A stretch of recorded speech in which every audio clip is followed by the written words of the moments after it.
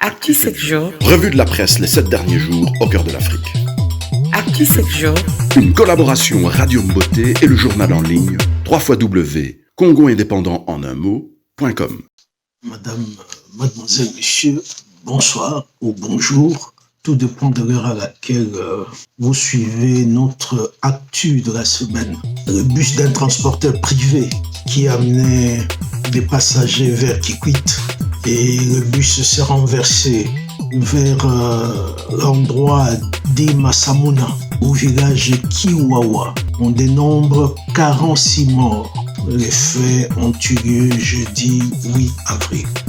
Comme vous le savez, on attend toujours la sortie du gouvernement. Certains disent que c'est une question d'heure et non plus de jours. Jean-Marc Kabound, qui est le président de l'UDPS, qui a réuni des députés estampillés Union sacrée de la nation, après le gouvernement, ce sera le tour des entreprises publiques. Espérons qu'on ne va pas assister au partage du gâteau. Durant plus de 23 heures, plusieurs villes, Kinshasa, Matadi, Boma, Banzangungu, Kolwezi, Lubumbashi, Likasi, ont été privées d'électricité. Donc un dysfonctionnement au niveau du barrage hydroélectrique d'Inga. Des citoyens lambda exigent le départ de la MONUSCO compte tenu de leur impassibilité pendant que les fameux rebelles ougandais, entre guillemets ADF, continuent à répandre la mort et à s'aimer la terreur. Actu 7 jours.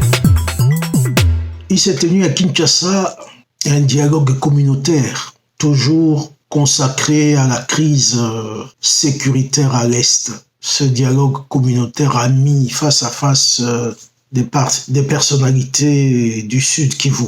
Et naturellement, ceux qui se font appeler Banyamulenge. Et il y a M. Moïse Nyarugabo, qui se présente comme le défenseur des intérêts de sa communauté, a lancé un message aux allures de déclaration de guerre en disant qu'au cours de ce dialogue communautaire, il y a des sujets qui seront non négociables, notamment l'appellation Banyamulenge, l'identité Banyamulenge et leur nom.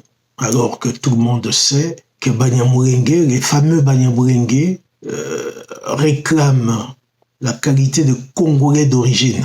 Alors que cette tribu, disais-je, n'a jamais été répertoriée tant dans l'État indépendant du Congo de Léopold II, qui a duré de 1885 à 1908, ni sous la colonisation belge de 1908 à 1960. Nous avons fait un article intitulé « Ces forces centrifuges qui déstabilisent le nord-est de la République démocratique du Congo ». Et dans la foulée, il faut noter que le Parlement, l'Assemblée nationale en particulier, a désigné une commission qui va aller enquêter sur la situation toujours périlleuse qui règne notamment au Nord Kivu. Cette commission fera son rapport et on espère que ce rapport ne sera pas comme les autres, donc un rapport mort-né. Actu 7 jours. Vendredi 9 avril, M. Corneille Nangaa, président sortant de la Commission électorale nationale indépendante, a été auditionné.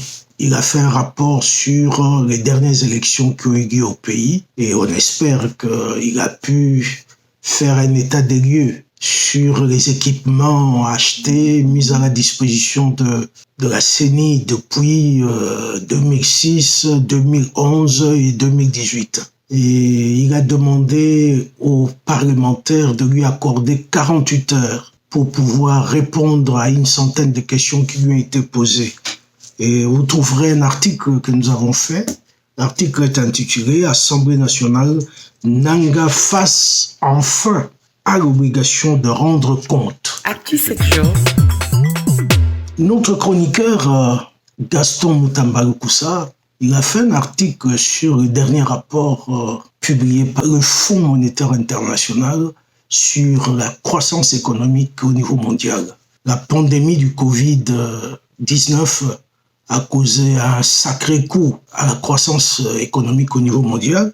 Et selon le rapport du fonds, la croissance était négative de moins 3,3% en 2020.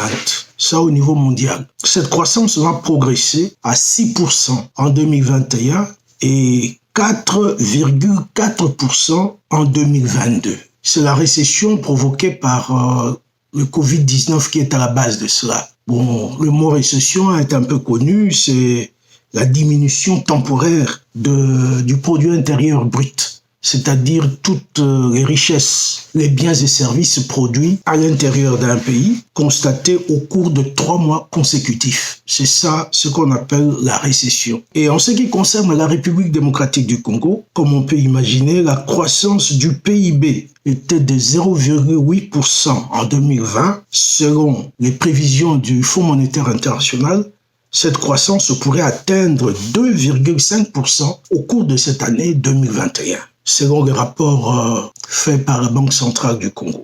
Le FMI exhorte les dirigeants du monde à privilégier les dépenses de santé aussi longtemps que va durer la pandémie du Covid-19. Actu 7 jours. Il y a 48 heures, la ministre des Affaires étrangères, Madame Marie Tumba Nzeza, a déclaré dans une radio quinoise que les missions diplomatiques, au sens large, c'est-à-dire les ambassades et les consulats généraux, sont menacés de déguerpissement pour non-paiement de loyer, des habitations des diplomates, etc. Mais la ministre parle des chancelleries. Quand on parle des chancelleries, ça veut dire l'immeuble qui abrite les services de l'ambassade. Est-ce que ça veut dire que les chancelleries seront aussi déguerpies? Parce que beaucoup de nos ambassades ont leurs installations dans des habitations, dans des locaux en location. D'autres sont propriétés de l'État congolais, mais pas partout. Et les déclarations de Mme Tumba Nzeza a peiné plus d'un observateur d'entendre un ministre, le chef d'un département ministériel régalien, se plaindre qu'elle a frappé toutes les portes. Elle n'a pas pu trouver les moyens. Où se situe le problème? Est-ce qu'au ministère du Budget? Est-ce que c'est au ministère des Finances? Pour toute réponse, la ministre a dit « je ne sais pas ». Actu 7 jours. La situation qui prévaut au sein de la presse quinoise. Certains journalistes accusent d'autres d'avoir été soudoyés pour saper les actions de Félix Tshisekedi. Évidemment, personne n'a cité aucun nom, mais tout le monde suit le regard de ceux qui ont dénoncé cette information. Vous trouverez un article intitulé « Presse quinoise, qui a soudoyé qui ?» Une chose est certaine, l'atmosphère est tout à fait délétère au niveau de la presse quinoise, à l'image de l'atmosphère au niveau de la formation du gouvernement. Nous vous en remercions et à la prochaine. Actu 7 jours. Une collaboration Radio Mboté et le journal en ligne www.congoindépendant en un mot.com